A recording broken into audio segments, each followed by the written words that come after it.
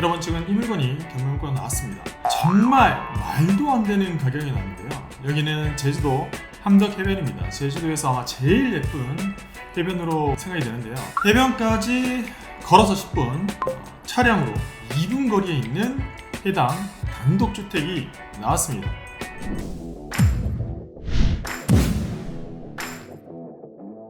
지금 보이는 이 물건 되겠습니다. 돌담집입니다. 아주 오래된 돌담집이고 덩굴들도 감싸고 있는 걸 알 수 있는데, 여러분 놀라지 마세요. 이 물건의 가격이 1,600만원도 아닌 160만원에 나왔습니다.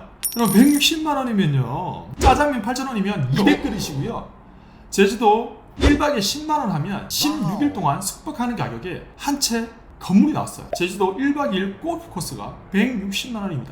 몽글레 패딩 하나가 160만원이니까 여러분들 패딩 입을 가격에 집을 구할 수 있는 건데 말이 됩니까? 내부 상태 어떠세요? 아름답지 않습니까? 풀이 많아서 그렇다고요? 다 베어내고 하면 됩니다. 이 물건을 수리를 한다면 아주 오래된 가옥을 수리해서 예쁘게 단정한 물건들 있잖아요.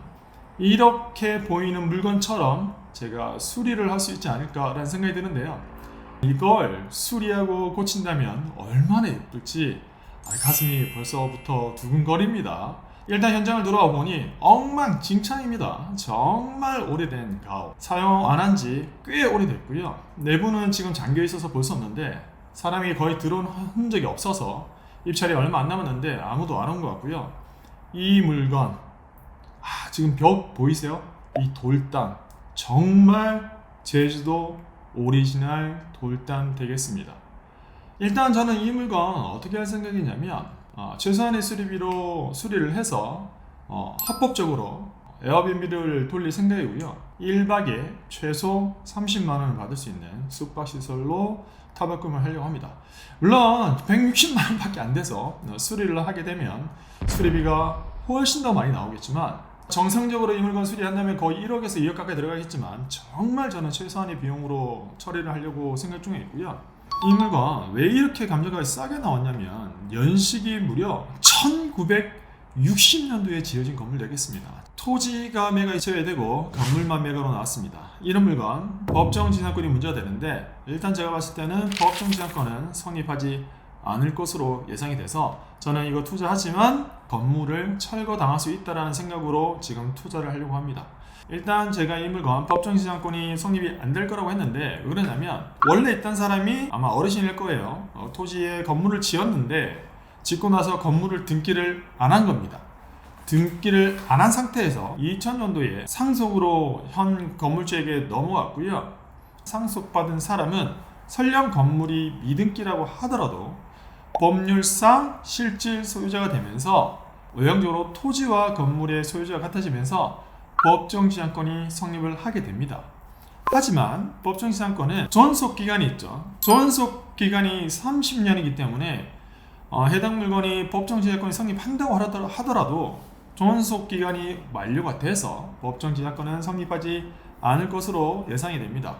그렇다면 그렇게 의문을 가질 거예요. 팔건님 받고 나서 지려내야 되는데 토지가 거의 270평이면 배보다 배꼽이 더 큰 거 아닙니까? 라고 생각할 수 있는데, 또 이게 있어요. 전체 토지 중에 일부는 주차장 부지로 쓰고 있고 해당 건물이 끼고 있는 토지는 그렇게 크지 않을 것으로 예상이 됩니다. 만약에 이 토지를 가져온다고 했을 때는 해당 물건의 주변 실거래 가격을 보면 안쪽에 있는 거는 79만원, 그리고 130만원, 176만원, 174만원짜리들도 있지만 가장 비슷한 주택을 지을 수 있고 도로가에 접해 있는 물건들은 약 331만원, 그리고 280만원, 350만원 등 평균적으로 300만원 정도에 책정이 되어 있습니다. 이종 일반 주거지역에서 주택의 부수토지는 건물 바닥 면적의 3배로 인정을 해주게 됩니다. 그렇다면 이 건물이 깔고 앉아있는 토지는 몇 평이냐? 해당 토지는 18.57평이고 곱하기 3을 하면 약 56평이 되고요. 금액 가격은 1억 6,800만원. 토지 지료는 연 4%의 이율로 대략적으로 계산하면 1년에 672만원이 나오게 됩니다. 그러면 한 달에 지료는 56만 원 정도 내면서 해당 건물을 사용할 수도 있지 않을까라는 생각이 들지만, 물론 법정지상권이 성립하지 않기 때문에 이것 역시도 안 될 수도 있습니다. 하지만 투자 포인트는 중간에 분명히 협상 포인트가 있어서 토지도 가져올 수 있을 것 같기도 하고, 건물 매도 청구권을 써서 건물을 매각할 수도 있지 않을까라는 생각도 살짝 하지만 아마 그거는 힘들 것 같고요. 토지를 협상해서 가져오거나 제가 가지고 있는 동안에 운영 수익을 충분히 낼 수 있지 않을까라고 생각합니다. 하지만 해당 물건이 방치되어 있는 점, 그동안에 권리 행사를 안 한 걸로 봐서 협의로 충분히 가져올 수 있지 않을까라는 생각이 들고요. 일단 뭐 거두절미하고 여러분이 여러 가지 생각들이 들겠지만, 이 물건 평당 가격 자체가 워낙 쌉니다. 169만 원밖에 안 돼서 지금 얼마에 입찰을 해야 될지 참 궁금한데요. 무조건 저는 입찰을 해서 최소한의 수리를 해서 아주 감성 있는 숙소로 만들어 보려고 생각 중에 있습니다. 여러분들은 어떤 선택을 하시겠습니까? 이렇게 말도 안 되는 가격에 정말 가치를 부여하기에 따라서 엄청난 퍼포먼스가 나올 듯한 건물, 정말 예쁘게 바꿔보고 싶은 욕심이 듭니다. 자, 영상 시청해주셔서 감사드리고요. 다음번에 더 즐겁고 유익한 영상으로 찾아뵐 수 있도록 하겠습니다.